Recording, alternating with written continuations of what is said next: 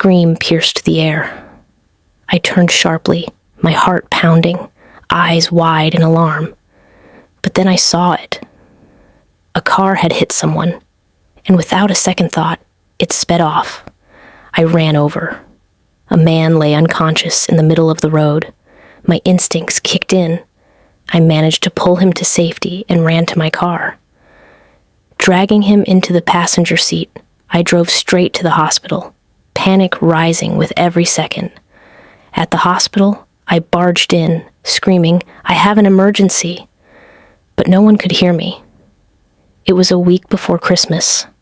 The place was crowded, chaos everywhere. Desperate, I faced two choices: leave him here or take him home. My mind spun. I didn't know him. What if he was dangerous? But the thought of abandoning him made my stomach turn. I sighed and drove home, the man still unconscious beside me. Back at home, I tended to his injuries. As I removed his shirt, something caught my eye. A scar on his chest, a half-burned tattoo on his right side, which signaled a deliberate act, like someone had tried to erase it. Who does that to themselves? Or who does that to someone else? He had clearly endured pain before. Part of me ached for him. Applying my first aid knowledge, I carefully treated his wounds. 3 days later, his eyes fluttered open. At first they were confused and narrow, but soon, fully alert, they scanned the room. I approached, smiling softly. "My name is Amy." He stared at me like I was an alien. "And your name?" I asked gently. "I don't know," he whispered. I froze. "That can't be possible," I muttered, forcing a smile, but the confused expression on his face confirmed my doubt.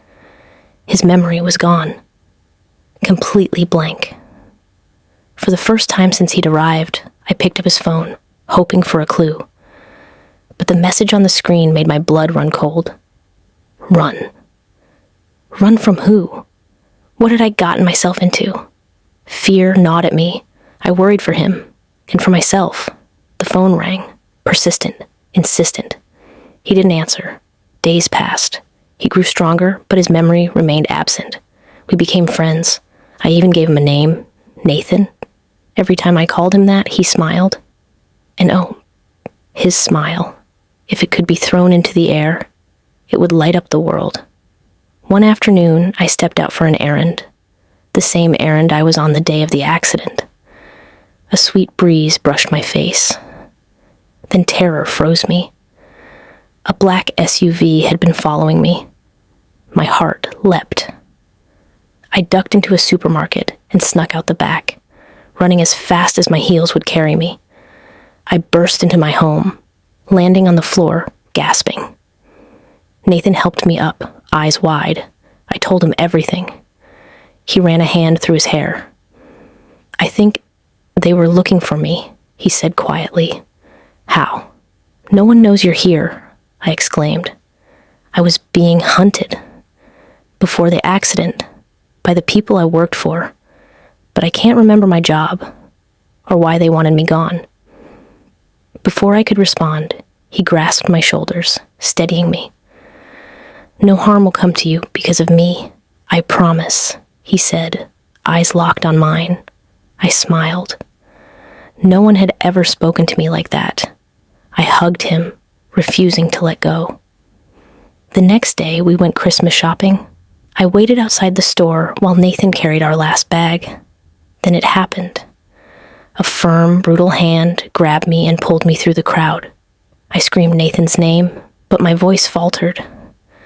Suddenly, a figure appeared out of nowhere, attacking my abductor with lightning speed. Nathan.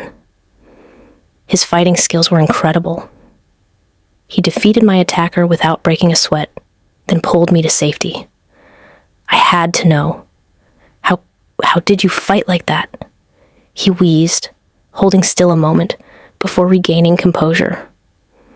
I wasn't just running. I was escaping an assignment I refused to complete. The fight had triggered fragments of memory. What assignment? I asked. He shook his head. It's fine. More memories will come, in time. Then he asked me to drive him to a place he had seen in his head. We arrived at a remote cabin. Inside, my blood ran cold. Photos of me, taken months before I met Nathan. Betrayal rang in my ears. He looked at me, calm. I can explain. Months ago, he had been assigned to follow me. But along the way, he fell in love with me and couldn't continue. That's why the people tried to kill him that day. It was never about him. Before I could process it all, armed men appeared. The same ones from the market. During a heated confrontation, Nathan's memory fully returned. I learned the truth. He was the son of the organization's founder, a secret syndicate controlled by the government. He had defied orders to protect me. I am the heir to a company they wanted to own through marriage. Shock left me speechless. Nathan now had a choice: betray me and return to his family's organization, or fight for me. Silence fell. All eyes were on him. Slowly, he lifted his head and did the unthinkable. He chose me. Together, we fought, defeating the organization by leaking damning evidence against them via the internet. Nathan narrated how my parents died in a car crash when I was barely 3 years, and how I went missing in that same accident, only to resurface in an orphanage. But what shook me most was learning that the organization had never truly lost track of me. For years, they watched from the shadows, waiting patiently for the right moment to carry out their wicked plans. 3 days later, I visited my parents' graves. Standing there in silence, I paid my final respects, mourning not just the parents I lost, but the life that was stolen from me without my knowing. The next morning, I woke in his arms. The scars were healing, our bond stronger than ever. He opened his eyes, smiling. "Merry Christmas, baby." I smiled back, mumbling, "Merry Christmas, Greg." But he shook his head. "I think Nathan sounds better." We busted into laughter, our hearts looking forward to spending more years in love with happy ever after memories. Don't forget to like, subscribe, and drop a comment.